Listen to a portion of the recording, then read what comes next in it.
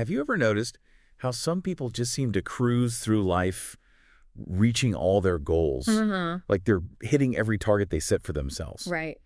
And then there are others, and maybe you felt this way too, where it's like pulling teeth just to get started on something. Yeah. It almost makes you think, is there some kind of secret they know, some hidden talent they were born with?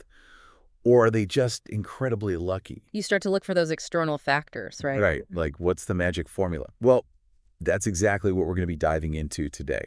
I was having this really interesting conversation the other day, and it all started with a book called The Power of Discipline by Daniel Walter. Okay. Interesting. And it really got me thinking about what truly makes people successful, Yeah. Not just those moments where you feel super inspired, but that long-term sustainable success. Right. Because we all have those moments where we're motivated. Exactly.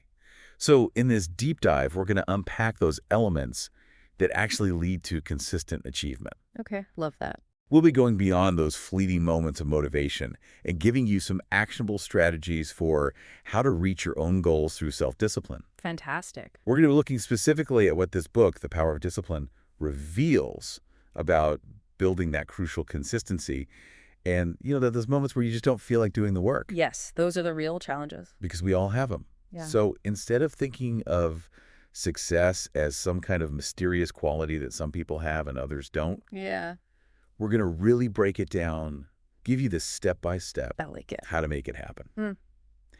And one of the first things that really struck me in this book was this idea that it challenges the very myth that success is all about talent or luck.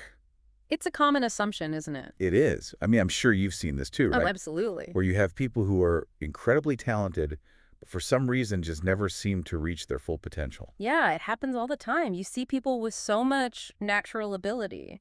And on the flip side, you have those who, through sheer grit and determination, Uh. accomplish these amazing things. And you just wonder, how do they do that? Exactly. So what's the missing link? And the book argues that it's not just talent. It's not those bursts of inspiration that we all get sometimes. It's something much more powerful, and that is self-discipline. That makes sense. It aligns with what we see in psychology research. Motivation can be a powerful starting point, Yeah. but it's often not enough to sustain long-term effort. Yeah. It's that underlying discipline that keeps you going when that initial excitement fades. I know for me, when I hear the term self-discipline, like the first thing that pops into my head is this image of myself, but like a super strict, almost robotic version, Right. like constantly pushing to the point of burnout. I don't know, is that something you relate to? It's definitely a common perception. The word discipline can have those connotations of rigidity and just relentless effort. Yeah. Like you're on this constant grind. Yeah. But the book presents a really refreshing and I think a much more sustainable perspective. Okay. It frames discipline not as this constant, exhausting effort, but more about slowly building up those really beneficial long-term habits. I see. And it uses this really helpful analogy, and it talks about it like training your brain. Oh, that's interesting. So instead of thinking about it as this constant battle with yourself, trying to suppress all your urges and desires, Right, fighting yourself. it becomes more about this gradual process of conditioning your mind to really prioritize what's important to you. That resonates a lot more, doesn't it? It does. And what's really fascinating is that the book also delves into the science behind this, into the neuroscience of it all. Oh, cool. It talks about the prefrontal cortex, which is this part of your brain located right here, right behind your forehead. And this is the part of your brain that's responsible for things like making decisions and controlling your impulses. And apparently, the more you practice self-control, the stronger those neural pathways in your prefrontal cortex actually become. It's like building a muscle, right? It is. You're strengthening those neural connections that are involved in willpower and decision-making. And get this, it also talks about dopamine. We typically associate dopamine with this like reward chemical that gets released when we do something pleasurable. Right? Sure, like that instant gratification feeling. Like scrolling through social media or eating a really delicious treat. But the book explains that when you resist those immediate urges and you focus on those long-term rewards that you really want, it can actually increase your dopamine levels. So it's not just about the immediate pleasure, but also the anticipation and then eventually achieving those really meaningful long-term goals. Exactly. And it really, really helps you to stay motivated over time. That's fascinating. So you're actually rewiring your brain's reward system to prioritize those long-term goals. Yeah. So going back to that idea of discipline being like a muscle that you strengthen with use, Mm-hmm. there's actually scientific evidence to support this. That's amazing. So the more you consciously practice self-control, the more robust it becomes. Right, and this leads perfectly into this whole idea of habits and systems. The book really emphasizes that if you're just relying on willpower alone to reach your goals, Yeah. you're setting yourself up for failure. True discipline, it argues, actually comes from setting up systems and routines that almost automate those good behaviors. So instead of constantly fighting yourself, you create an environment that supports the choices you want to make. Exactly. It's not about being perfect all the time. It's about setting yourself up for success. And it gives some really practical examples in the book. Like, let's say you want to exercise more consistently. Okay. One of the things it recommends is to lay out your workout clothes the night before. That makes sense. Just make it as easy as possible to take that first step. Or if you're trying to eat healthier, just remove all the unhealthy food from your house. Oh, that's a good one. Right. You're reducing the temptation, the friction to make those good choices? And you're shaping your environment to make it easier to make those positive choices. Yeah. Now, I think one of the biggest challenges for a lot of us, and maybe you've experienced this too, Yeah, I'm sure. is procrastination. Of course. You know that feeling when you know you should be working on something important, but you just can't get yourself to start? It's a universal struggle, isn't it? That feeling of just wanting to put things off, even when we know we shouldn't. Yeah. The book actually offers some really useful strategies for overcoming procrastination. Mm-hmm. One of them is the 5-minute rule. What's that? It's super simple. You commit to working on a task for just 5 minutes. And the idea is that once you get started, often you just find yourself continuing on and you build momentum. Oh, I like that. It lowers that initial barrier to entry. Sometimes the hardest part is just getting started. Exactly. Yeah. Because 5 minutes feels much more manageable. Right. Than facing this huge, potentially overwhelming task. Yeah. Another helpful strategy is time blocking. Okay. Actually scheduling in specific blocks of time in your day to work on certain tasks. Well, that's smart. This really helps create a sense of commitment and helps you prioritize. And it prevents those important things from always getting pushed aside. It adds structure and accountability. By scheduling those blocks of time, you're more likely to actually follow through. And finally, a strategy that I personally find really effective is breaking down those huge, daunting tasks into much smaller, more manageable chunks. Oh, yeah, that's a classic. Suddenly, that massive project doesn't seem quite so scary when you're just focusing on completing that one tiny step. Exactly. It makes it feel much less overwhelming, and you get that sense of accomplishment as you check off each small step. And the book really emphasizes that often the hardest part is just overcoming that initial inertia, Yeah. getting started. And once you do that, things often just flow much more easily. You get into that flow state. Now, the book also talks about this interesting idea of building mental toughness, and it suggests intentionally putting yourself in slightly uncomfortable situations, like taking a cold shower in the morning, or pushing yourself to do that last rep during your workout, even when you're tired. Have you ever tried anything like that? I've experimented with cold showers, and it's definitely a way to start your day with a jolt. Right. But what the book is really getting at here is this concept of building resilience by intentionally exposing yourself to manageable levels of discomfort. Okay.